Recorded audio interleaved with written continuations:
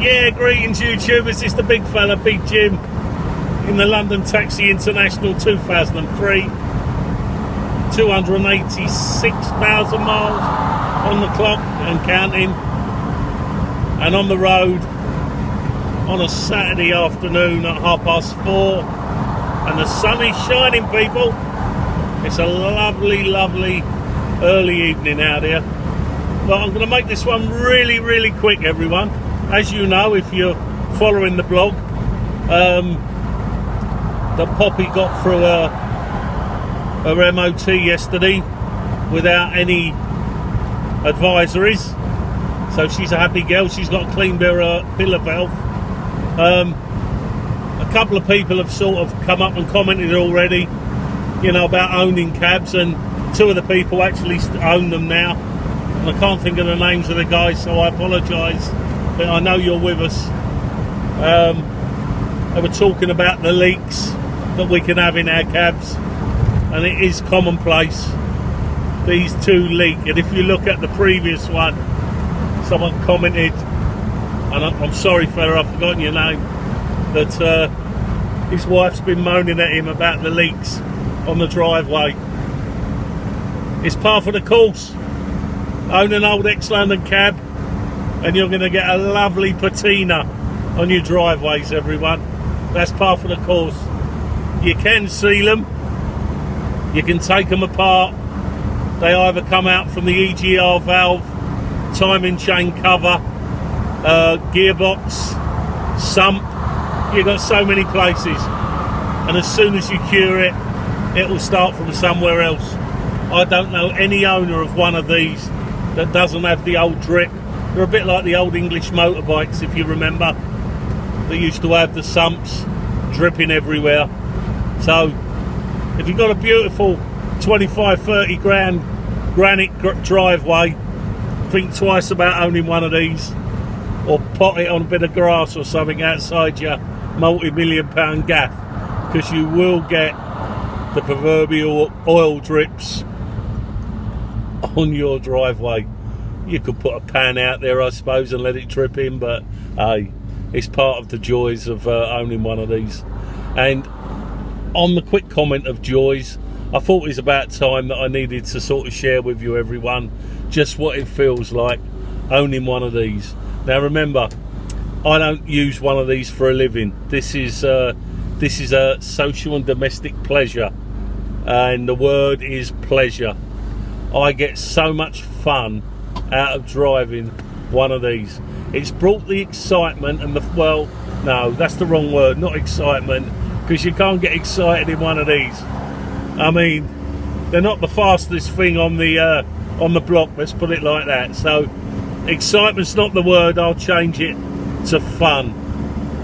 I've never had so much fun. I've had a few good cars in my time, a long time ago, but never had a car that brings on so many smiles to me every day.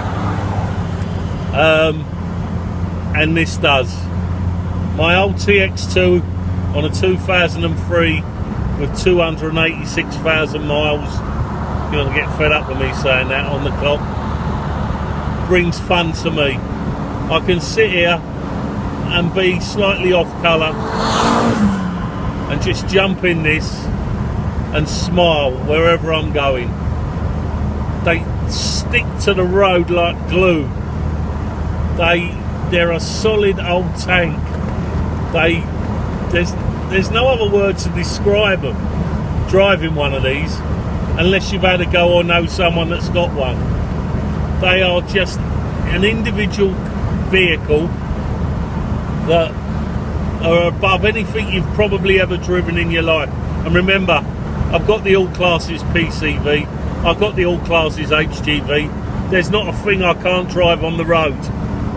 But this thing, and I've driven the biggest of trucks and the biggest of coaches and the most modernist of all of them, but I've never driven anything like this that just makes me smile on a daily basis. It's quirky, it's unusual, it gets glances. Well, Poppy does all the time because she is so highly polished now, and with the registration number and all, with cab on the front of it, and people sort of look at her all the time because there aren't many of these. Well, you don't see any of these around my area of Worthing. They're just not around. So you laugh, you know, people smile all the time, and I've heard children say, "Oh, look at that old car, Daddy." I've heard that a lot, and it's not that an old car, but it's old in design and style. Yeah, with the TXs, they moved away from the FXs and tried to sort of make them a little bit sort of, well, a little bit more sort of styly, but they didn't fail. It was built on old engineering, and that's probably the reason why these old vehicles went into liquidation in the middle of the 2000s, 2008, 2007 I think it was. Got bought out by the Chinese, and then they just went into liquidation. They're old-fashioned. They drive old-fashioned. There's nothing really on here that you don't need, you know. There's probably ABS buried in here somewhere, but you ain't never going to go fast enough to use ABS on this. Traction control, that's called a tyre.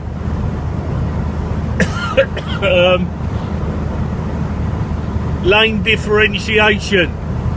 When I go too close to it, I'll start to drift.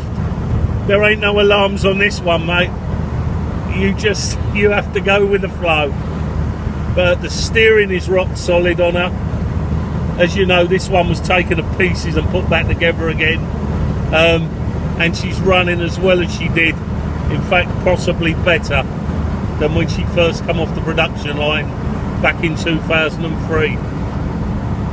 If you're thinking of getting one, take someone with you, as I've said before, because there are potholes, massive potholes, and that ain't the one that damaged my steering box either. There's potholes in buying one of these, very deep ones, and you will have to have deep pockets if you buy the wrong one. So take someone that's a little bit in the knowledge, or join the London Vintage Taxi Association, like I've already described. Join them. It's about 40 odd quid a year. It's less than that actually, but it's just your initial membership. It's about £40 a year, and I'll tell you what, when I bought one of these, it must have paid for itself, that membership, 3 or 4 times over, because I'm always up there answering questions as the new kid on the block, because I've had no experience with these, and they always put me right somewhere down the line. So London Vintage Taxi Association, give them a look up, worth a go. There's some people on there with some deep-rooted knowledge of everything taxi, from the old ones back in the 30s and 40s up to the modern day ones. There's room for everyone on there, and it's certainly worth just joining to push yourself through. And then you too can be trundling around the country in one of these and smiling like I do, you know. And life's been good to me all down the line. I've had some real ups in my life, and I've had some pretty serious downs as well. You know, I don't really want to go into them here, but look at me. This cab has helped me smile, because it bloody does every single day I drive it. And I love it when people comment and talk and want to have a chat with me about it. And I've always got the time of day for people to stop and have a chat and just show them under the bonnet how it's so shiny, show them what's been done, tell them how happy I am driving one of these. But honestly, gang, if you want to get one of these, get one. I sat on the fence for a long time when my children were growing up, and I still love it. I still love it every single day I drive it. I love that indicator, that electronic beeping indicator that possibly would drive a load of people mad. I love the way that the indicators on here don't self-cancel. I don't need them to self-cancel. Going into a roundabout and all that.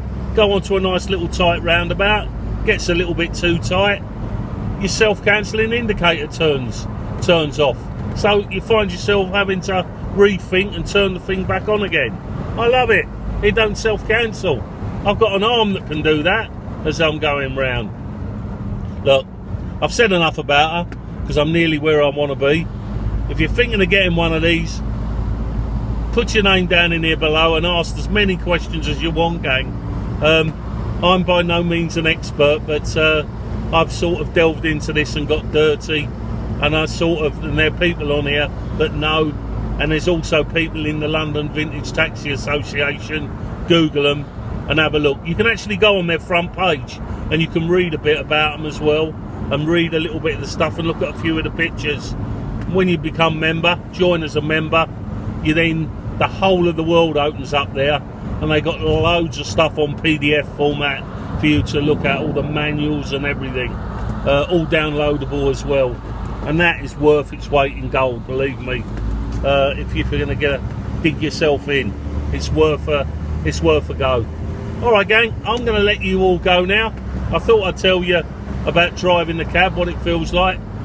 My eyes are a lot better. I'm only wearing these glasses really because it's so sun. I think I might be on the repair to that. Hopefully, fingers crossed. But it's not the eyes that have done it for me, it's the old cab that puts a smile on my face. So go and get yourself one of these and smile as I do. There will be times when you'll frown when it does something that you shouldn't do, and you sit there scratching your head. But when that happens, there's always someone on the London Vintage Taxi Association or one of the guys up here on YouTube that'll be able to put you right, believe me. Right everyone, thanks a lot. It's been a short one, but sometimes it's better than listening to the old fella droning on and on and on and on and on. And you know what I mean. Look, have a great weekend. It's going to be a good sunny one down in the south. Wherever you are, keep it safe. And in the words of Hill Street Blues, you all be careful out there. Catch you again, gang. Cheers. Ta-da.